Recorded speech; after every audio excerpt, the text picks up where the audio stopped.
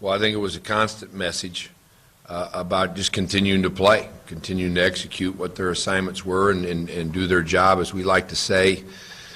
And a sideline, because of that, they never wavered. It was, I really marvel over how the kids responded. There was no flinching. There was no getting after each other. There was no, arguments, which is something you'd expect in the middle of a losing streak like we were, and to get down that fast. They were coachable. They were positive. They were encouraging each other, and it was a huge factor, a key factor in us staying together and coming back and playing awfully good defense after the 10:51 mark of the second quarter. Was it more of tweaking the scheme, or was it just players executing, or both? Combination of both. They forced us into some adjustments, which occur every game. Every game you have your plan, and every game they have what they've done all year long, and what they tweak and adjust to attack you. So certainly we had to start making adjustments after the second play of the game, and continuously throughout the first half, and then we implemented some more things at halftime.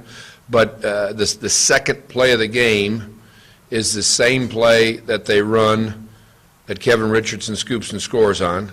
It's the same play that they run 2 plays later for a gain of 2 or 3 in their final offensive possession. So combination of both things, doing something call-wise to adjust, and then players going out and executing at a higher level. How much did not having Sosa that first quarter maybe affect the defense, or did it affect the defense? Well, I don't think it affected us from a scheme standpoint. I can't point to any of those plays and say Sosa would have made that play had he been in there. You can't gauge necessarily the mental effect that it has on a football team. So I can't tell you exactly what that is. Well, I mean, they scored 21 in each night, and they scored 16 the next 3 quarters. I'm not saying he was like a one-man wrecking crew, but how big a plus was it to get him in there? Well, I think it's a plus to have your better players on the field for sure. But I think you're right in saying there's no correlation between 21 without him and 16 when he was back in the remainder of the game. But you want to have your best players on the field for if they're injured, you want them healthy. If for whatever reason, the better players you have on the field, the better defense, the better offense, the better special teams you're going to play. Brett mentioned the game that Ramsey had. What impressed you the most about Randy? Effort would be the thing that impressed me most. There were a lot of plays that he made that he was on the far side of the plate, that he made just out of sheer hustle and determination to get there and finish a play off. Technically, he had his best game from an effort standpoint. He had his best game from a technical standpoint. He had his best game from a productive standpoint. And that happens when you play hard and you approach the game with the right mental mindset, and Randy certainly did that. Kind of a tough start for Andre and Cameron. Later in the game, I can remember even on a couple third downs, them being in position to make the plays. Can you speak to just how they played? Yeah, I think they were resilient in that fact, and they did both come back and made plays. Andre made a huge third down stop on our sideline, punching the ball away, and Cam came up big on a number of occasions, and you often forget about coverage that they're playing when the ball doesn't get thrown their way as well. So that they both got beat deep on that second drive, and both technically were poor, and they know it, but did a lot of things well after that. Five knows he can play better. Andre knows he can play better, and left that locker room disappointed in himself, and I'm sure you'll see him pick his game back up this week. The teaching points stay the same no matter if you win or lose a game, right? Yeah. So how do you deal with them when you give up 566 but you win the game? What was your take on the yardage? We looked hard at the reasons why. Okay, we gave up. Nice glasses. I couldn't leave that alone. That tickles me. No, you got to use them. Leave them on. It just tickles me because that's something I would absolutely do. Through 26 plays, we gave up a bulk of that yardage, and 31 of the 37 points. So we analyzed why we gave it up. We showed the film and critiqued it as to why we gave it up. And then we looked at plays 27 through 59 and talked about how we met our objectives and goals and the yardage we gave up and the efficiency we had on first down, and showed the film and critiqued it and showed the reasons why.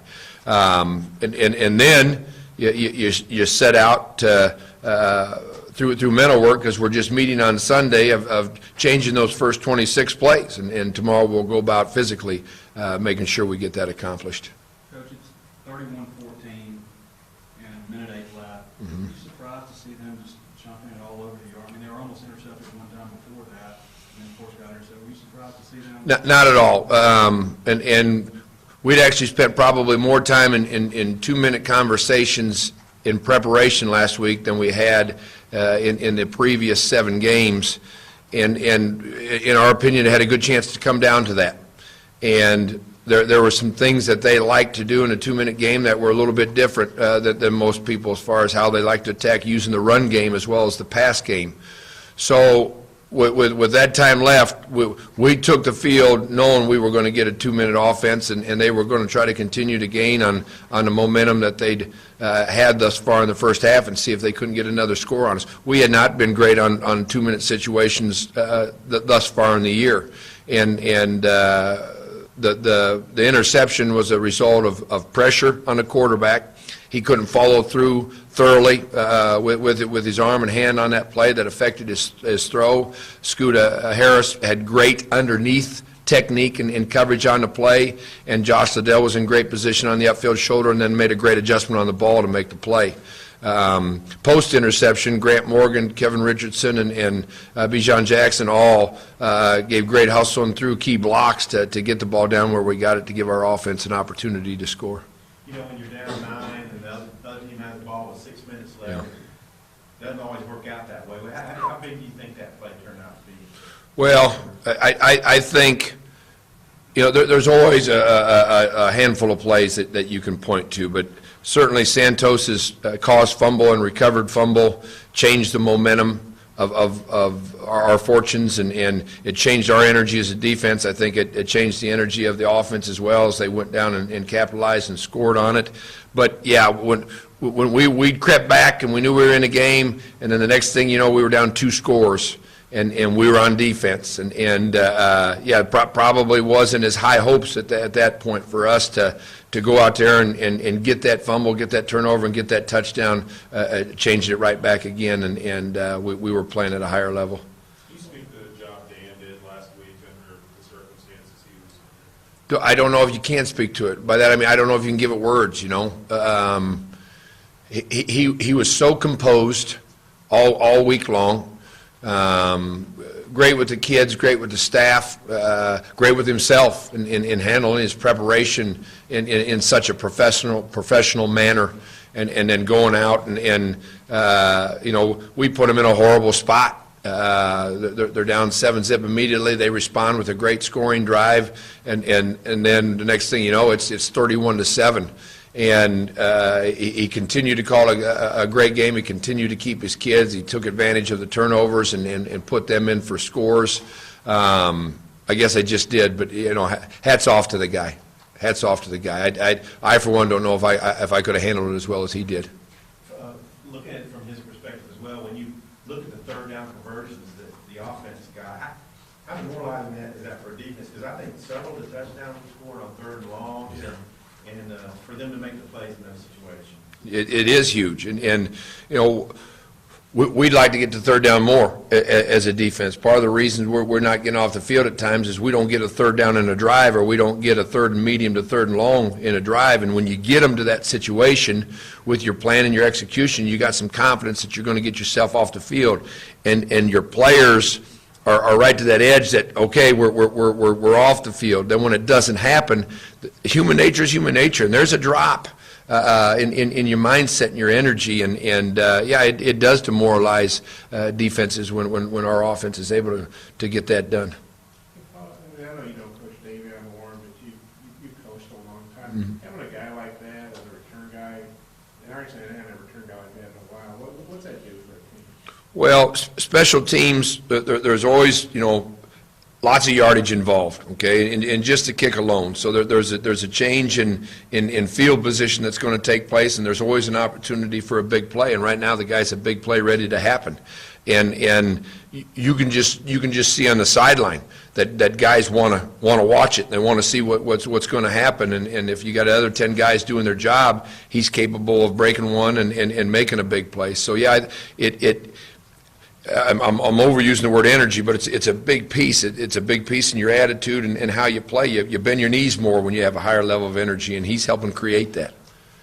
What sticks out to you so far from watching Coastal Carolina tape? They're an option team.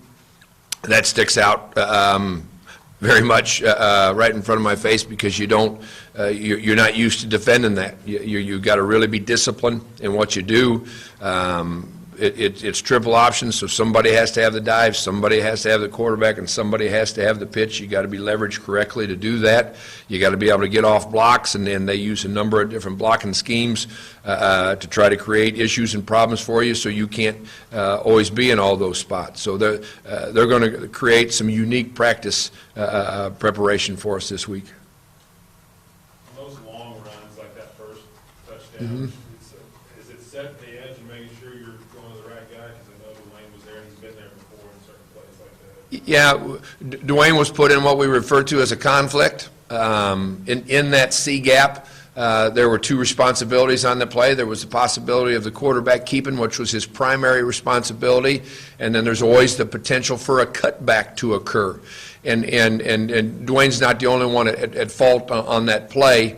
They pulled the guard on that play, which pulled our linebacker with him and left us without a direct cutback player. And early in the game, when you're a little bit amped up and quite honestly, maybe a little bit less disciplined than you need to be because you're wanting to be fast and go make aggressive plays, it hurts you, and it hurt us on that one. That play was a little bit different than the Alabama play. This one, in my opinion, was a schemed play, and this ball was designed to go back there once they got our linebacker running, where the Alabama play came back because we stopped it.